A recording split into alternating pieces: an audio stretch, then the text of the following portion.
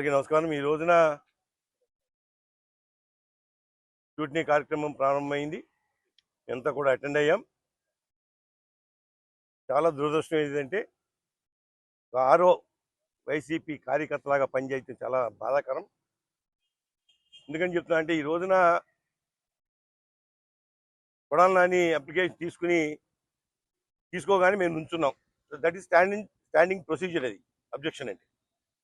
నేను సంతకం తలెత్తకుండా సంతకం పెట్టే ముందు నాకు చూపించాలని చెప్పి వన్ సైడ్గా రంకిలేస్తుంది ఆమె. ఆరో ఖచ్చితంగా మేము ఈసీ కూడా కంప్లైంట్ చేస్తున్నాం. ఎందుకంటే కొన్ని అబ్జెక్షన్స్ మాకు ఉన్నాయి. దాన్ని ఎందుకు తీసుకోరు? తప్పే ఉంది దాంట్లో. Why can't they reply?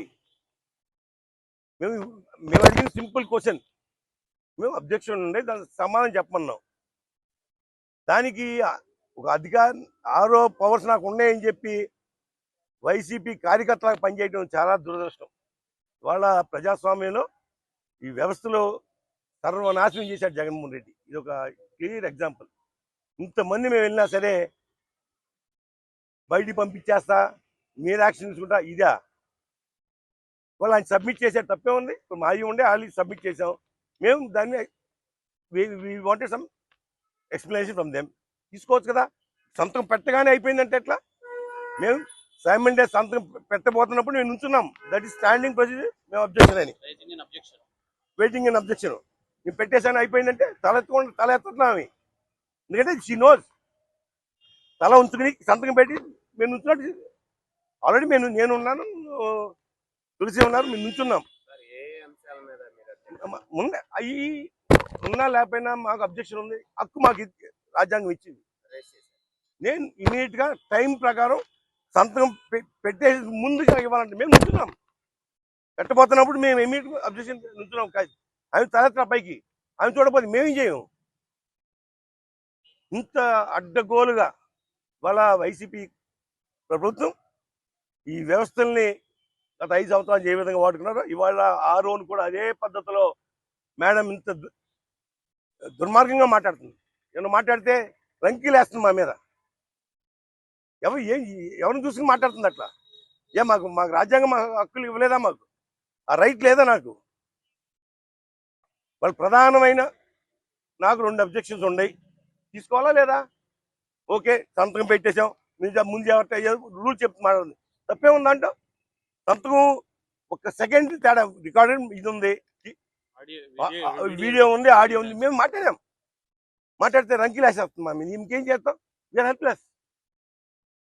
ప్రజలు కూడా, రాష్ట్ర ప్రజలకు తెలియాలి ఇంత దుర్మార్గంగా ఆరోని ఏ విధంగా ప్రభుత్వం వాడుకుంటుందో. దయచేసి ప్రజలందరూ కూడా గమనించాలి.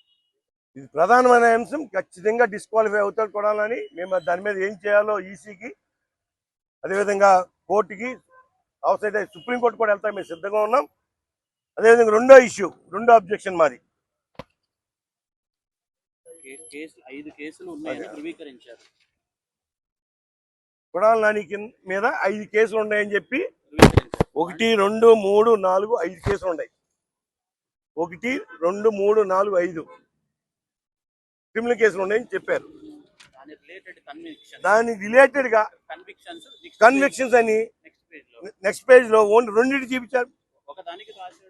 ఒకదాన్ని రాశారు, మిగతాదాన్ని నీళ్ళని రాశారు. అతని ర్యాలీలకి అతని ప్రచారాలకు జనం రావట్లేదని అధికారులు అడ్డం పెట్టుకొని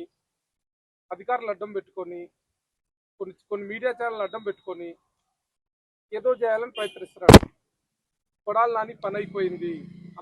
ప్రజలందరూ ఒకటే గుర్తుపెట్టుకోండి. గుడివాడలో రాష్ట్రం మొత్తం కొడాలి నాని పని అయిపోయింది. ఓడిపోతున్నాడు.